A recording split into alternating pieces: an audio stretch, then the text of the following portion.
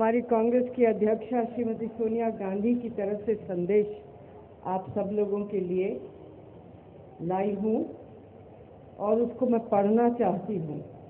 ये संदेश मद्दी साहब के नाम पर है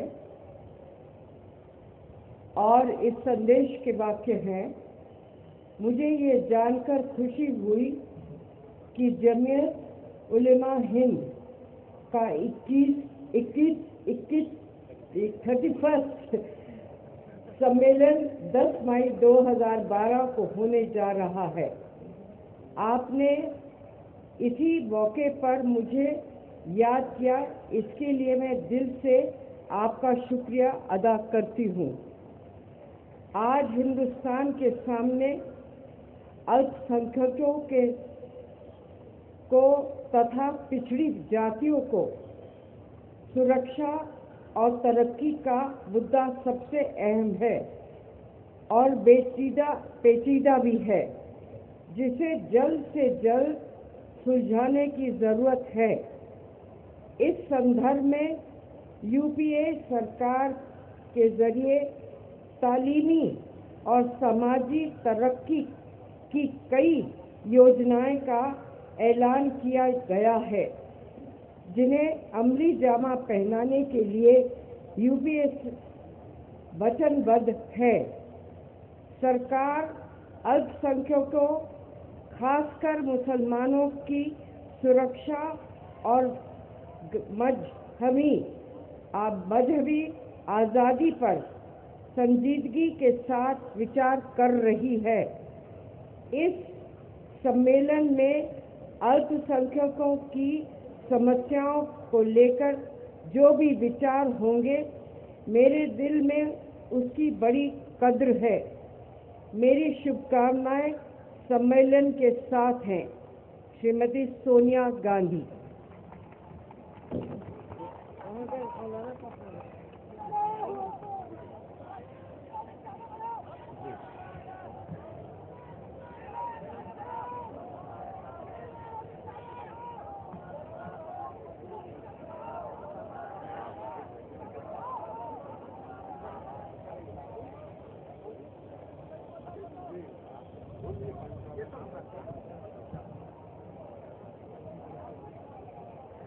मैं आप सबका दिल्ली की इस बहुत ही ऐतिहासिक रामलीला ग्राउंड पर खैर मकदम करती हूँ, स्वागत करती हूँ। मौलाना साहब हर साल इस तरह की एक मीटिंग की सदारत करते हैं, जिसमें मुसलमान भाइयों की, उनकी मिसाइलों की आवाज़ सब सरकारों तक पहुंचती है।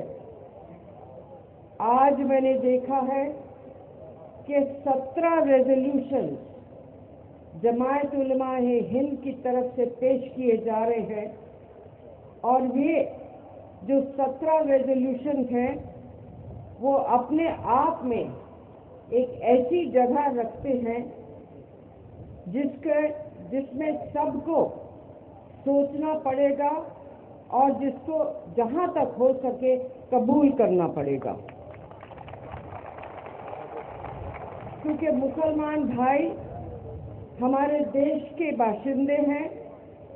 वो हिंदुस्तान के उतने ही अहम नागरिक हैं जितने और कोई हैं, और उनकी खिदमत करना जो भी सरकार हो हिंदुस्तान में या हमारे स्टेट्स में, वो हमारा परम कर्तव्य बन जाता है।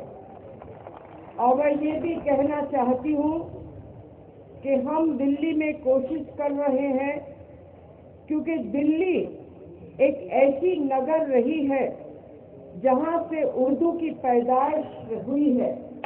उस उर्दू की जुबान को दूसरी जुबान का दर्जा दिल्ली की स्टेट की सरकार ने दिया है।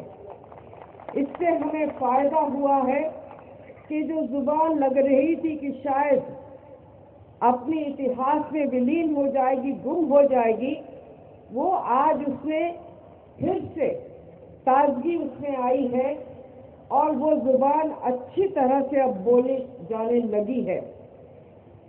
इसके अलावा शिक्षा और पढ़ाई मुसलमान बच्चों और बच्चियों को हम पूरी तरह से दे सके, इसलिए उनकी स्कूल की फीस हो या उनका यूनिफॉर्म हो या उनकी किताबें हो या उनके दाखिले हो या उनको कोई ऐसे वसीयत दी जाए जिसमें वो अपना काम चला सके, उन्हें ये बोझ, शिक्षा का बोझ ना लगे बल्कि आसान हो जाए और एक मौके की तरह उसको इस्तेमाल कर सके जिसमें भविष्य में उनके जीवन में रोशनी आ सके।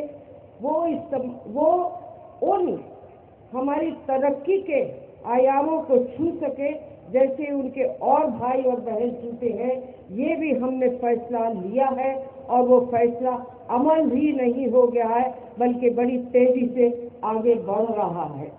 हमारे पास ये भी है कि हम अपने मुसलमान भाइयों को कर्जा दें जिसमें वो अपने कोई भी काम को शुरुआत कर सके। हाल ही में 45,000 तिपहिए स्कूटर की इजाजत हमें कोर्ट से मिली है। उसमें हम 5 लाख रुपए तक का ऋण अपने मुसलमान भाइयों को देना चाहते हैं जिसमें वो इसका फायदा उठा सके। यदि कोई भी अपना काम शुरू करना चाहता है तो हम 5 लाख रुपए हम उन मुसलमान भाइयों को देंगे जो कोई भी, चाहे वो तिपहिया चलाना हो, चाहे वो कोई कोर्स करना हो, चाहे वो कोई किसी कारखाने को शुरू करना हो, वो उसे बिना संकोच और जल्द से जल्द मिलेगा। कुछ और कमियां और खामियां आज भी हैं, लेकिन मैं चाहूंगी कि जितने भी यहाँ हमारे भाई हैं, हमारे जमायत उलमाए हिंद हैं, जितने आपके रेजोल्यूशंस हैं, जितने आपके लीडर्स और नुमाइंदे इस मंच पे बैठे हैं, वो हमें सलाह देते रहें और हमारे कदम हम रुकने नहीं देंगे। आपकी खिदमत करना चाहते हैं, ये किसी को महसूस और एहसास ना हो कि क्योंकि हम माइनॉरिटी हैं इसलिए हमारे से भेदभाव किया जाता है। ये मैं समझती हूँ अगर जो ऐसा एहसास पैदा हुआ है तो हमने कहीं ना कहीं कोई पाप किया है। उस पाप को हम सुधारेंगे, ये मैं आप सबके सामने कहना चाहती हूँ। सोनिया गांधी जी का आशीर्वाद आप तक है, लेकिन मैं मुसलमान भाइयों को ये भी कहना चाहती हूँ, ये बहुत सारी स्कीम सरकारों ने बनाई है। हमारे कपिल सिब्बल जी यहाँ बैठे हैं, उन्होंने बहुत सारी ऐसी योजनाएं बनाई हैं जिसमें हम मुसलमान नौजवानों को और बच्चों को तरक्की का रास्ता आसान उनका कर सके। लेकिन ये जिम्मेदारी सरकार की तो होती ही है, किसी राजनीतिक दल की तो होती ही है, लेकिन कौम की भी बन जाती है, क्योंकि कौम को भी आगे बढ़कर और आकर अपने अधिकार को लेना चाहिए, उसको मांगना चाहिए, उसमें पीछे कभी नहीं हटना चाहिए। यही हमारी आपसे दरखास्त है। इन शब्दों के साथ बहुत बहुत शुक्रिया। जय हिंद।